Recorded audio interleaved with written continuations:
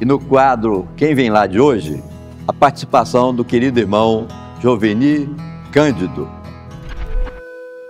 Eu sempre quis ser maçom, mas as atividades aqui do mundo profano, eles sempre me ocuparam muito tempo. Ainda dizia o irmão Maurício um minuto atrás, as minhas jornadas sempre eram da ordem de 12 horas, 10 horas dia. Não havia muita possibilidade. Até que num determinado momento, isso é o grande arquiteto do universo, é Deus é que determina, chegou um momento em que eu poderia combinar, digamos assim, as atividades de maçom com as atividades do mundo profano, caso fora do mundo civil. Então eu me iniciei, a minha loja mãe, a minha loja simbólica é Aprendiz da Verdade, número 98, e eu me iniciei lá e, por incrível que pareça, eu sou o filho número 1 de Aprendiz da Verdade. Era uma loja recém-fundada e eu fui o primeiro iniciado aí. E aí eu percorri todas as etapas da carreira de maçom dos graus inferiores, 1, 2 e 3, até que chegou o momento, também aprazado, também isso orientado por Deus, em que o irmão Licínio me convidou então para ir para os graus superiores. A maçonaria tem uma divisão, até o grau 3, nós chamamos de maçons operativos ou maçons simbolistas, nós trabalhamos nos graus simbólicos, e do 4 ao 33, maçonaria filosófica, e o irmão Licínio, então, como grande inspetor-geral da ordem, ele me convidou para que eu ultrapassasse essa barreira do 3 para o 4. Desde então, eu percorri todos os graus da carreira maçônica, e hoje eu sou grande inspetor-geral da ordem, grau 33, trabalhando sempre com o irmão Licínio, com o irmão Maurício, e com outros grandes irmãos maçons. E uma coisa que eu posso garantir, afiançar, é que desde o momento em que eu entrei para a maçonaria, eu aprendi muito, me tornei uma pessoa muito melhor do que eu era anteriormente, e confesso com toda honestidade de alma e de espírito, eu tornei-me um homem bem melhor depois que tornei-me um maçom. Foi exatamente nesse tempo em que eu fui entrar, então, passei então para trabalhar a partir do grau 4 com o irmão Licínio. O irmão Licínio era o grande líder nosso e foi com ele que eu prossegui até o grau 33, trabalhando junto com ele em todas as lojas que compõem os graus filosóficos, não é? E são várias lojas que compõem os graus filosóficos, até que se chega ao consistório, que é a loja de nível mais alto, onde se reúnem os maçons de um determinado grau até chegar ao topo do grau 33, sempre com o irmão Licínio. Quando eu fui ser graduado no grau 33 no Rio de Janeiro, nós fomos juntos, e lá no Rio de Janeiro foi que eu recebi o meu grau 33. Naquela época era assim que se procedia. Hoje é possível você receber o grau 33 e outros graus elevados também, aqui em Goiânia, graças à atividade do irmão Licínio, que fez com que a cidade de Goiânia tornasse assim um epicentro da maçonaria brasileira e universal. Sangue, suor e lágrimas desse homem fantástico que é Licínio Leal Barbosa. Ele e o irmão Maurício carregaram nos ombros o peso da construção daquele tempo. Todo mundo colaborou de alguma forma, todo mundo colaborava de alguma forma, mas de uma maneira tão ínfima, tão pequena as colaborações, que era necessária a somatória de todas as ajudas para tornar possível a construção desse monumento que aí está. O espírito do Licínio estará grudado em cada tijolo, em cada pedra, em cada móvel, em cada cortina daquele palácio, porque foi obra dele, inteiramente dele, força dele, espírito dele. Foi graças àquela garra nordestina, espírito inquebrantável do Licínio, é que o Palácio Mário Behring foi construído. Razão pela qual eu acho que homenagear Mário Behring é uma coisa bastante interessante, afinal de contas, é uma das pessoas importantes da maçonaria brasileira. Depois de Dom Pedro I, depois de José Bonifácio, depois de todos os grandes maçons brasileiros, o Duque de Caxias, o Marquês do Herval, e assim, vários outros homens da história do Brasil, Mário Behring também foi um desses capitães da maçonaria. Mas eu tenho para mim que o Palácio Maçônico não precisava de homenagear mais uma vez o Mário Behring, que já tem outras homenagens pelo Brasil afora. E nem goiano ele era. Parece que nunca esteve aqui, eu não me lembro se ele esteve aqui. Mas o palácio deveria chamar-se sim Palácio Glicínio Leal Barbosa. Participei algumas vezes com um pequeno trabalho, tá? Mas ajudei um pouquinho também, não muito, para a construção do Mário Behring.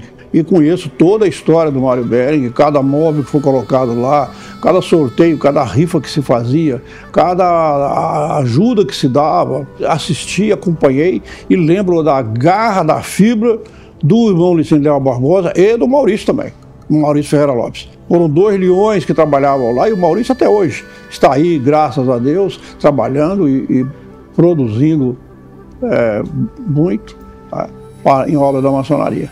Mas me lembro de cada detalhe, de cada coisa que aconteceu na construção daquela obra. Irmãos nossos faziam essa concessão de vender o veículo por um preço bem baixinho, e nós fazíamos então rifas, fazíamos bingo, e isso era vendido. Eu me lembro bem que o último carro, eu não sei onde é que o Glicínio arranjou aquele Calhambeque, era um pobre coitado de um Ford desses pequenininhos, como é que era o nome daquele Fordinho que era fabricado no Brasil? Corcel, um Ford Corcel, que já não tinha mais nem como andar. Não sei como é que o Glicínio conseguiu arranjar aquele carro tão feio, tão mal ajambrado, mas foi, se não me falha a memória, o derradeiro carro que foi rifado e foi vendido. E quem ganhou levou o carro e ajudou muito na construção do Palácio Mário Behring. Eu não sei aonde foi que o Glicínio arrumou aquele Calhambeque, mas foi assim que aconteceu. E o carro, todos os bilhetes foram vendidos. Os irmãos perguntavam: Diacho, o que eu vou fazer com esse carro se eu ganhar? Bom, vai ficar com ele para você, né? Porque o carrinho era bem surradinho mesmo. O carrinho estava bem cansado. Mas foi vendido e, graças a Deus, ajudou muito na construção do palácio. Eu me lembro bem, na colação do grau 33, um momento emocionante que foi, porque eu chegava ao topo da maçonaria, chegava ao máximo, daí o que deveria fazer era simplesmente estudar e preparar-me, porque a cada grau que você alcança, você tem que se preparar, estudar, e a maçonaria é um perpétuo aprendizado, é uma escola eterna, onde você vai todos os dias aprender alguma coisa nova, conhecer alguma coisa nova. Algum irmão mais avançado, assim, no estudo da maçonaria poderá auxiliar, e é isso que um faz com o outro. Ele dá lições, ensinar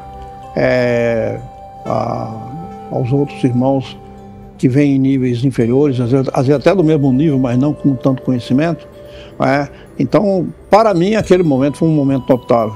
Outro momento notável também foi quando eu colei o grau 18, que para mim foi extremamente importante.